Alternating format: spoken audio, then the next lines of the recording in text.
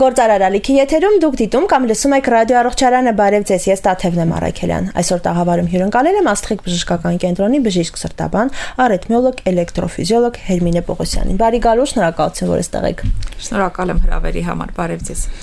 Մենք խոսելու ենք մեր սրտի առողջության մասին, եւ եթե հաշվի առնենք նաեւ, որ առհասարակ ամբողջ աշխարհում մահացությունների պատճառների դասակարգման մեջ եթե նայելու լինենք, առաջինը հենց սրտանոթային համակարգի խնդիրներով պայմանավորված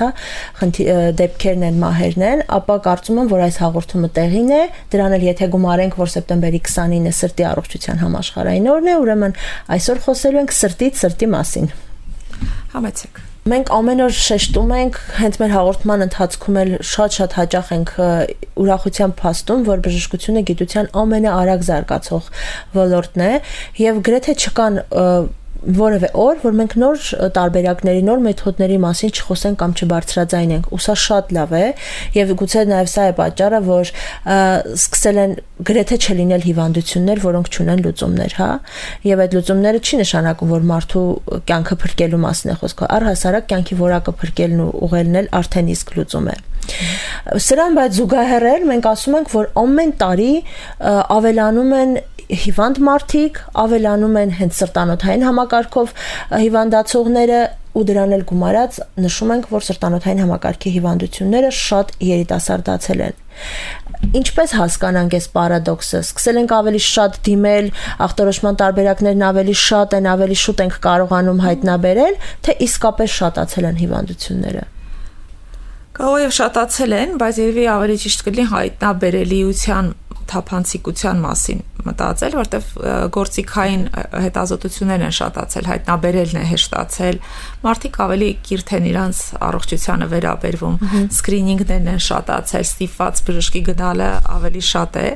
եւ քանի որ շատ լավ դիագնոստիկ պահ ունենք եւ նաեւ ունենք անսահմանափակ դիագնոստիկայի հնարավորություն, դա որն է, օրինակ, երբ որ դուք դրսում լինեք, մի հատ հասարակ կարդիոգրամայի կամ էխոյի համար կարիք կարող է լինի մի տարի հերթ կանգնել, Հայաստանի Հանրապետությունը հպարտորեն կարող եմ ասել, որ չունի այդպիսի խնդիր։ Եվ եթե դուք այսօր որոշել եք ձեր սիրտը հետազոտեք, դուք այսօր ձեր սիրտը կարող եք հետազոտել։ Եւ նույն շաբաթ-կիրակին կարող կապ չունենա։ Եվ հետեւաբար նույն Այո, եւ հետեւաբար այդ հասանելիությունը բժշկության իհարկե ինչ որ միտեղ ունի իր մինուսները,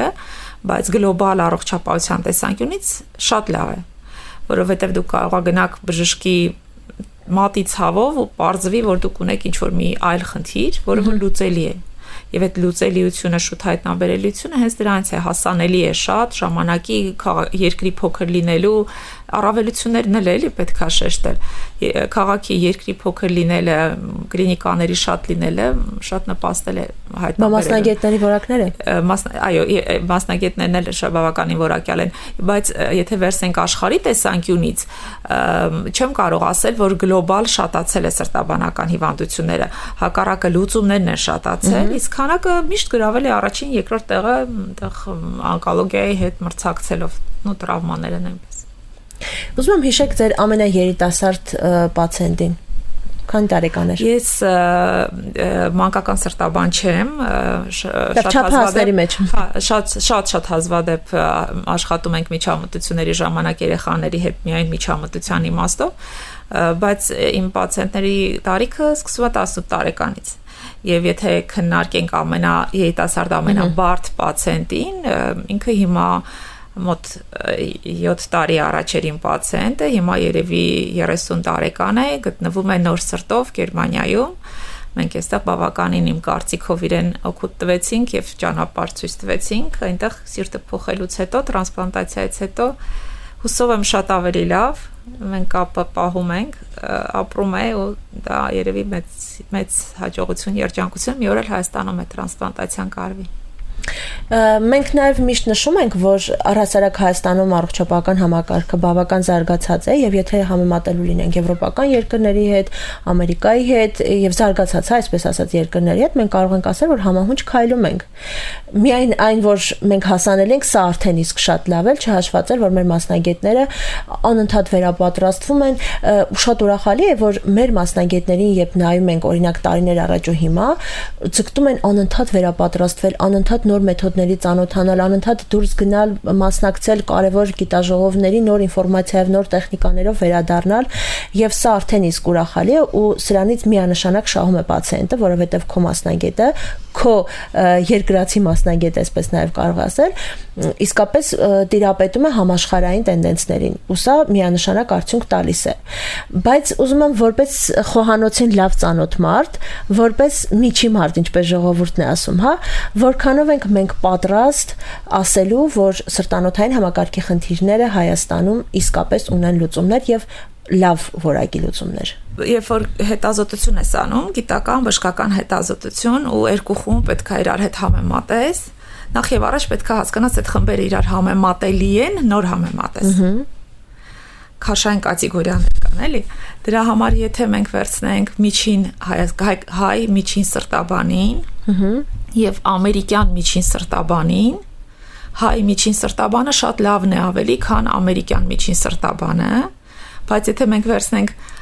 ընտրենք իրանց լավ ու վատին եւ match անալիզա դա կոչվում ամեն մեկին համեմատենք, մենք կտեսնենք, որ այնտեղ կան շատ ավելի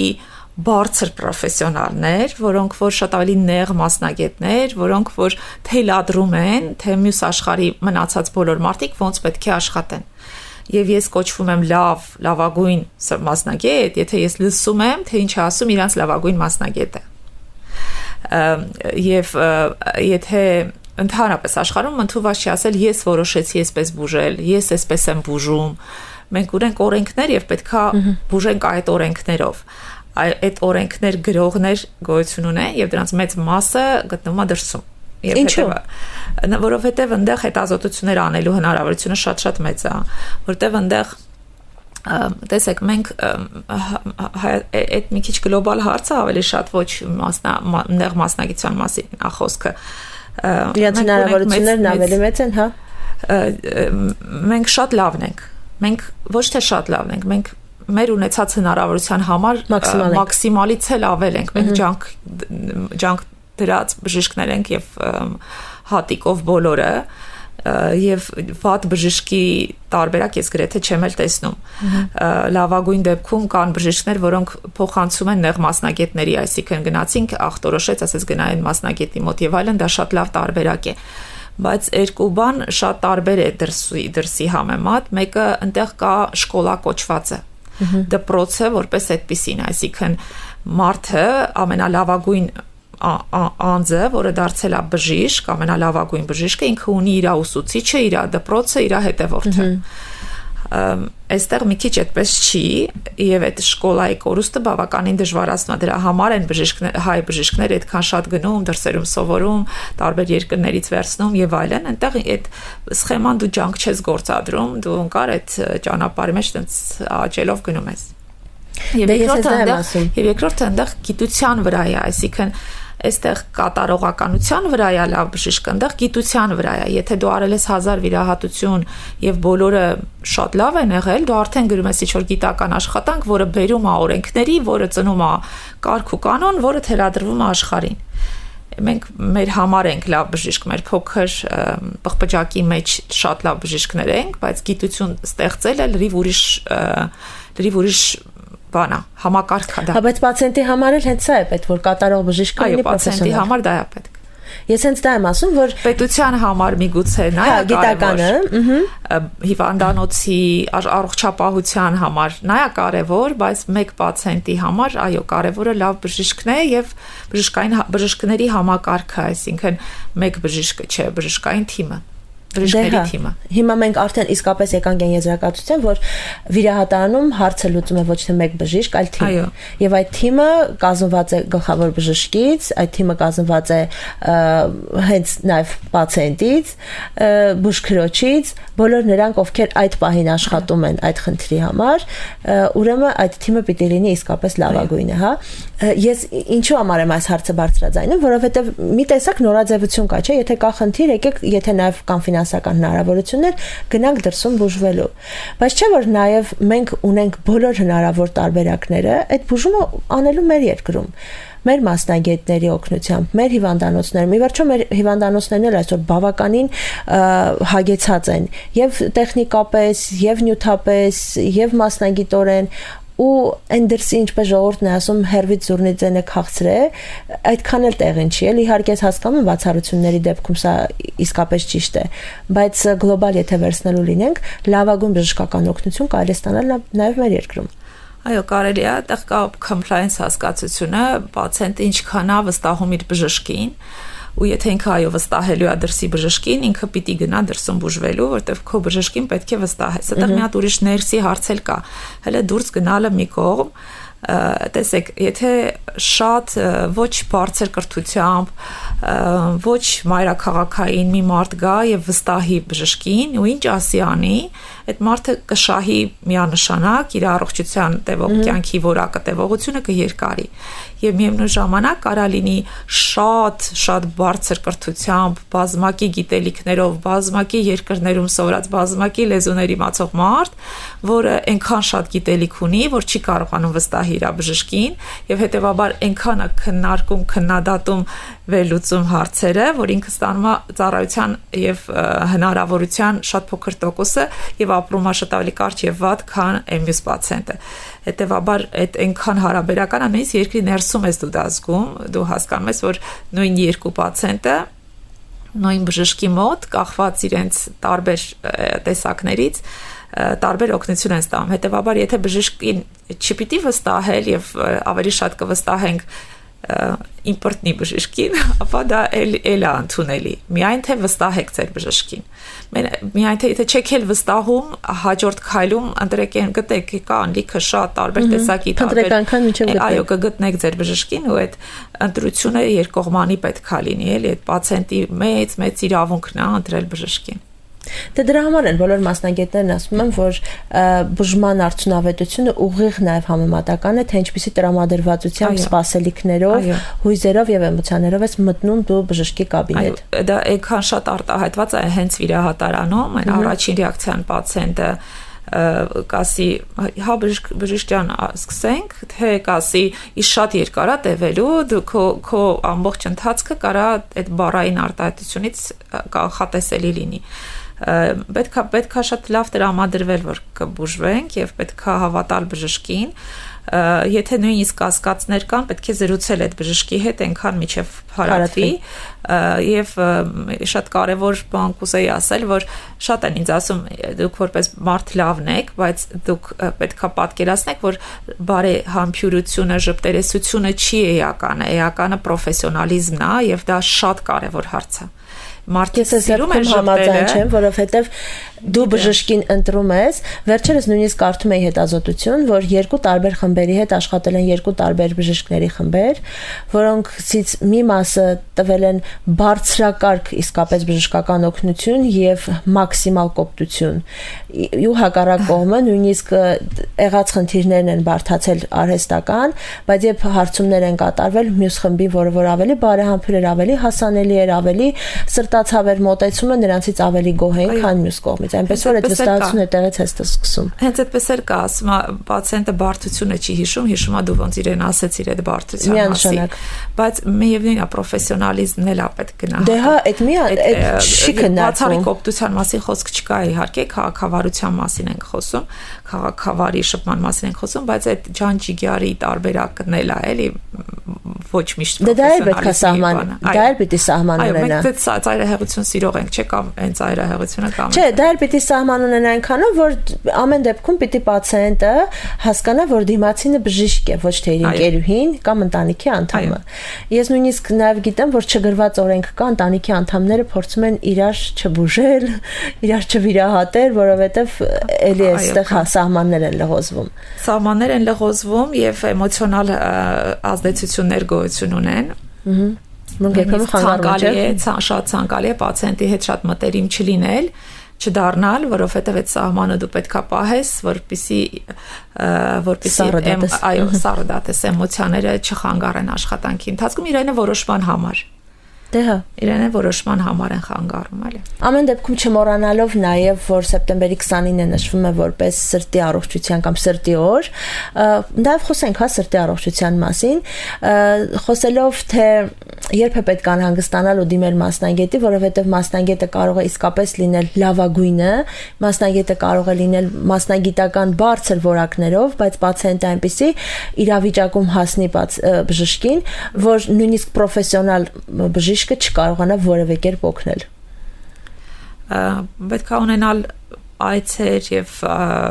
գնալ բժշկի ոչ թե գանգատով միայն, այլ ռեգուլյար, այսինքն ինչ որ մի տարիքից սկսած։ Ո՞րն է տարիքը։ Ես կասեի այսպես, եթե դուք ունեք պրոֆեսիոնալ սպորտով, պրոֆեսիոնալ պարով զբաղվող երեխաներ, ուրեմն նույնիսկ իրենց երեխա հասակում կարելի է տալ։ Գանգատ ունենալը երեխայի դեպքում։ Հակառակ դեպքում մենք երկու մեծ տարիք ունենք, մեկը տղաների համար բանակի տարիքն է, մյուսը աղջիկների համար հղիության տարիքն է, եւ շատ տարածված ու շատ լավ է հիմա կազմակերպվում իրանց սկրինինգային հետազոտությունները։ Հետևաբար ստացվում է, որ մենք մի հատ մեծ этап մեր կյանքի ունենք առողջ ժամանակ հետազոտվելու հնարավորություն միջև գանգատ ունենալը։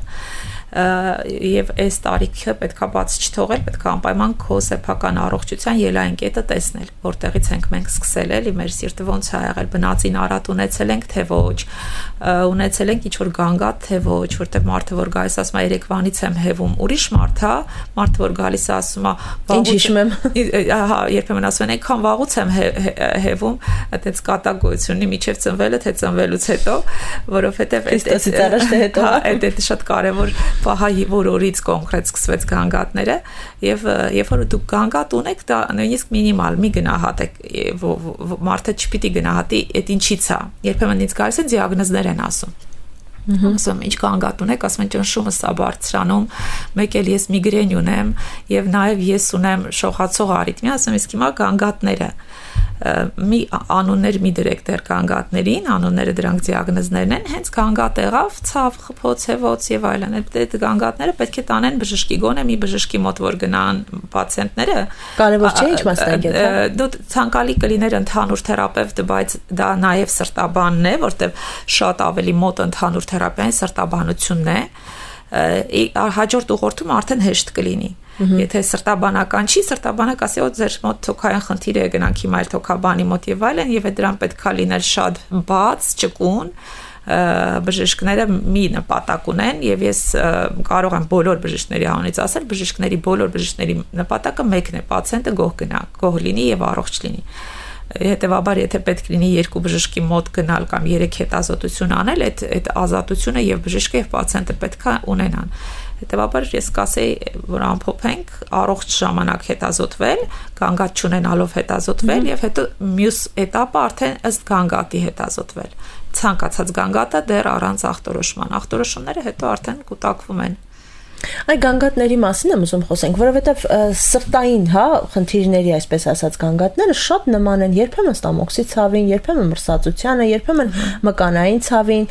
եւ մենք միշտ փորձում ենք ենթագիտակցորեն հերքել սրտի այդ խնդիրները, մտածելով դե մրսել է, իսկ բայց իհարկե մրսեցի, մկաններս բռնվել են դրանից։ Երեք լավ չեմ սնվել, ստամոքսս ցավում է դրանից։ Փորձում ենք կոծկել, ենթագիտակցորեն փորձում ենք կոծկել, թաքցնել, ինքներս մեզ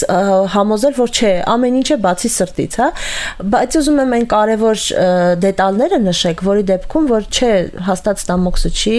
կամ հաստատ մկանային ցավ չի։ Նախ էլի նորից այդ արտահայտությունը մի հատ էլ ասեմ, որ մի որոշեք ինչից է, այո, մաքուր գանգատ ունեցեք, միջև որոշելը ինչից է։ Երկրորդը, եթե նույնիսկ ենթադրենք, մտածել ենք ստամոքսն է կամ մրսածություն է, դա կանցնի, շատ արագ կանցնի, սրտի գանգատները սովորաբար կայուն են։ Ինչ ասել եք այն, ինչքան ժամանակ։ Կրկնվում են, կայուն երկարատևի մասին չի խոսք, այսինքն օրինակ, ցավը, որը որ կրկնվում է պարբերաբար, ինչ որ քայլելուց, ինչ որ մի բանի հետ կապված, ինքը չի կարող ստամոքսի հետ լինել։ Նույնիսկ եթե դա գաստրիտ է, մի հատ սիրտը պետք է հետևել, մի հատ սիրտը պետք է հետազոտել։ Եթե նույնիսկ դուք գնաք մտածելով, որ դա ստամոքսի գանգատ է, ստամոքսի բժշկի մոտ, ոչ ոք գաստրոսկոպիա չի անի, մինչև սիրտը չնայի։ Այսինքն նույն բժիշկը ինքը շատ լավ գիտի, որ նախ եւ առաջ կարևորը սիրտը առաջինը հետազոտելն է։ Դրա մեջ էլ կա իմաստություն, որովհետև ցանկացած այլ բուժում, վիրահատություն եւ այլն ավելի լավ կտարվի, եթե սիրտը առողջ է, եւ երկրորդը մյուս խնդիրները շատ ավելի քիչ են բերում հանկարծակի վատ թարացման մահի, քան սիրտը։ Դրա համար պետք է սկսել մտածել ու կասկածել ոչ թե սկվազնյակի վրա, այլ սրտի։ Այդ երևի տենց սիրուն կարելի է տենց մտածել քո համար, որ հանկարծ սիրտես չլինի։ Դա չի նշանակում պանիկա անել, այլ մի անգամ հետազոտվել, տեսնել ինչ խնդիր է։ Այ որ գանգատներն են, որ ես կասեի, որ անպայման է պետք է հետազոտվել, դրանք հանկարծակի գանգատներն են։ Օրինակ դե բոլորը գիտեն որ ցավ եղավ, հեվոց եղավ, սիրտս խփեց, այդ ճնշումս բարձրացավ, դրանք սրտի գանգատներ են, դրանք բոլորը գիտեն։ Բայց կան գանգատներ, որ չգիտեն, օրինակ երկարատև փոլուցություններ, թուլություններ, գլխապտույտներ, ուշագնացություն, այդ սիրտը շատ երբեմն այսպես ցույց են տալիս, այստեղ ինչ որ բան է լինում, խփում է այստեղ։ Սիրտը շատ նուրբ օրգան է ու ինքը տենց մի քանի անգամ կարա ուրիշ ձև ցույց տա, որ խնդիր ունենք եւ հետեւաբար կրկնվող, մի քանի օր տևող որևէ գանգատ չպիտի անտեսվի առանց ախտորոշումը ինքնուրույն դնելու, պետք է գնալ մի հատ սրտաբանի մոտ։ Կարծում եմ երևի այդպես կասեի, եթե այսպես արտահայտություն անեի ասենք, չգիտեմ, Միացյալ Նահանգներում, կասեն ոնց, ինչպես, պետք է առաջինը գնալ առաջին օղակի բժշկի մոտ, PCP primary care physician-ի մոտ, որ ինքը ձեզ մոտավոր 6 ամսում անի անալիզներ ու արկի որևէ հետազոտության, հետո եթե խնդիր տեսնի նոր ձեզ կգրանցի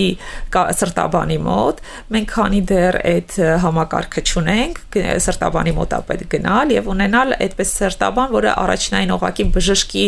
նման կարա այդ հարցերը կարգավորի։ Դա սրտաբանների համար ծանրաբեռնվածություն է, բայց լավ բան է։ Հետո մենք փոքր ազգենք դա հնարավոր է կազմակերպել։ Հնարավոր է մարդը, օրինակ մեր ոսկորների հետ կապված խնդիրները մենք լավ գիտենք, որ ամեն երկրորդը X տարիքից հետո ունենում է օրինակ կալցիի պակաս, ունենում է ոսկորների խտության պակաս եւ այլն եւ այլն։ Հա, մենք լավ գիտենք, որ օրինակ կատարակտան X տարիքից հետո գրեթե բոլորի մոտ հանդիպելի խնդիր է։ Բայց հնարավոր է, որ մարդը ամբողջ կյանքը ապրի, երբևէ սրտի խնդիր չունենա։ Իհարկե։ Կան այդպիսի երջանիկներ։ Այո, կարող են ամբողջ կյանք ապրել առողջ սրտով, դա շատ ռեալ է, դա շատ հնարավոր է։ Մեզնից ինչ որ բան կախված է, թե ուղղակի բնություն այդպես շատ շռայլ է գտնվել։ Երևի անհամեստորեն կարելի է մտածել, որ մեզանից կախված բաներ կան։ Ամեն դեպքում կյանքի որակը եւ հիվանդությունները մեզանից կախված են, միգուցե կյանքի տևողությունը այդքան էլ մեզանից կախված չի, որտեղ ամեն մարդ տարբեր արագության տարբեր խնդիրներ կունենա, այդ արդեն մի քիչ փիլիսոփայական թեմա կարա դառնա, բայց մենք կարող ենք առողջ ապրել։ Մենք դա ռեալ պետքա գնահատենք, մենք ունենք լավ մասնագետներ արդեն Հայաստանում, դիետոլոգներ, սննդաբաններ եւ այլն, պետքա իրանց խորհուրդներին հետեւել, առողջ սնվել, չծխել, չխմել, ֆիզիկապես մարզված լինել, գնալ հետազոտությունների, ճնշումները ժամանակին բուժել, չխուսափել տարիքային հորմոնալ, եղանակային, սեզոնային այլ գանգատների ժամանակ էպիզոդիկ բուժում ստանալու, որովհետեւ ինչ ասել է առողջ սիրտ։ Եթե սրտի կառուցվածքը նորմալ է եւ սիրտը աշխատում է ռիթմիկ, ինքը ծառայելու է ձեզ շատ երկար։ Կարող է այնտեղ տեղադրված լինեն նույնիսկ ստենտներ, նույնիսկ դուք կարող եք դեղ խմեք ճնշման համար, բայց միևնույնն է, սիրտը կծառայի, որտեղ կկծկվի շատ լավ ուժով, լավ արագությամբ։ Եվ եթե նույնիսկ դուք ունեք ինչ-որ մի արիթմիա, որի համար դեղ պետք է խմել, ինքը ձեզ ծառայելու է երկար, եթե դուք այդ դեղը խմեք։ Հետևաբար այդ առողջ սիրտ բառը երևի հարաբերական է, հա, այդ գեղեցկության պես տենց չափորոշիչների առումով, եթե նկատենք դեղ չխմելով, մի քիչ ավելի քիչ է հավանական, բայց կարելի է նաև հասնել նրան, որ էպիզոդիկ դեղեր էլ չխմել։ Դուք որպես սրտաբան ինչ չեք անում, որ կարող է վնասել ձեր առողջությանը։ Հո։ Ինչ չեք գնում, ինչ չեք ուտում կամ ինչ չեք խմում։ Բժիշկները շատ վատ օրինակ են։ Վատ օրինակ են, մենք էմոցիոնալ առումով բավականին շատ էմոցիաներ ենք ունենում, ինչքան էլ որ պացիենտները դրանք չտեսնեն, մենք դա ունենում ենք եւ հետեւաբար այդպես սրիվները շատ հաճախ կարան լինեն եւ դու մեկ էլ տես դիետատ խախտես, բան որոշես, որ քեզ կարելի է այսինչ բանը եւ այլն։ Դրանք ինձ թվում է փոխհատուցվում են, այսինքն, չգիտեմ, ինչ որ էմոցիոնալ շատ դրական էներգիաներով զրոյացվում են, բայց ես ինքս ինչ եմ անում, ես առողջ եմ սնվում, քիչ եմ սնվում, շատ քիչ եմ սնվում, այդ երևում է։ Չասեիք էլ տեսնում ենք։ Քիչ եմ սնվում եմ, երբեք չեմ սնվում այն ուտելիքներով, ինչը որ չեմ խորհուրդ տալիս իմ պացիենտներին, այսինքն եփած յուղ ուտելիքներ չեմ սիրում եմ միս, միրգ, բանջարեղեն, թարմ, շատ քիչ։ Հացաբուլկեղեն չեմ սիրում եւ չեմ խորհուրդ տալիս օգտագործել, չնայած դրանց մեջ երևի կլինեն տեսակներ, բայց ես այդ ամենը լսում եմ այն ամեն ինչ, որ խոսում են մեր լավ սննդաբանները, այսինքն օրինակ հա Facebook-ում ինչ որ բան նայելուց ես կթերթեմ, բայց եթե ես տեսնեմ, որ խոսում է մեր լավ սննդաբաններից, այնտեղ անուններ կարող եմ ասել, բայց դուք կգտնեք իրանց էլի սննդաբան, ես անպայման կլսեմ ինքնից ինչ ասում։ Ինքը ինչ խորհուրդ տվեց, պատկերացրեցիք, այսինքն ես հետևում եմ նեղ մասնագետների խորհուրդներին։ Հա, քայլում եմ, շատ եմ քայլում։ Մի խոսքով այն ինչ որ ասում եք ձեր պացիենտներին անում եք բոլորը։ Հա։ Շատ լավ։ Ես շատ մեծ հույս ունեմ, որ իհարկե մեր այսօրվա զրույցը միայն սրտի առողջության մասին չէր, բայց նաև էր։ Հետևաբար հույս ունեմ, որ բոլոր նրանք, ովքեր այս բանը լսում կամ դիտում են, փորձեցին հիշել լավ, վերջին անգամ ես երբ եմ իմ սիրտը